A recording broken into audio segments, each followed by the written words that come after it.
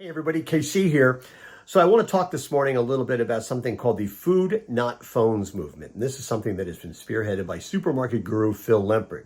I think it's a really good idea. It is a reaction to a recent statement by Surgeon General Vivek Murthy that this country is in the middle of an epidemic, he said, of loneliness and isolation. And basically what Food Not Phones is trying to do is basically emphasize for families the joy of mealtime, the joy of conversation, the joy of interaction, of actually talking to each other and listening to each other. I would also argue, by the way, food ought to have something to do with this as well. If you're in the food business, really good food that's been home cooked, home prepared, that adds another really important layer to what's going on around the table.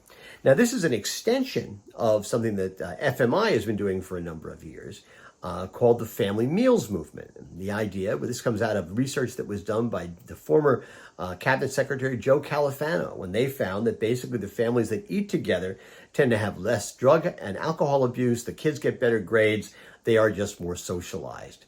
That was a problem back when he talked about this stuff. It's even a bigger problem now.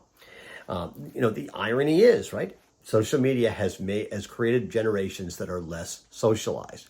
Here's an important thing to remember.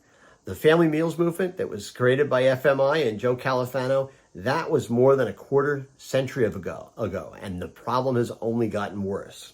So here's the deal. September 19th has been named Food Not Phones Day, and I think all retailers ought to take this really, really seriously.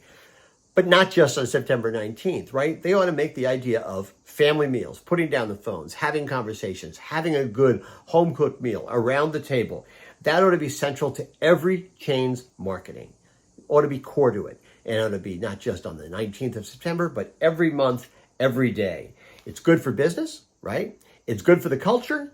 And I think really most importantly, it's really, really good for our kids. Anyway, that's what's on my mind this morning. And as always, I want to hear what's on your mind.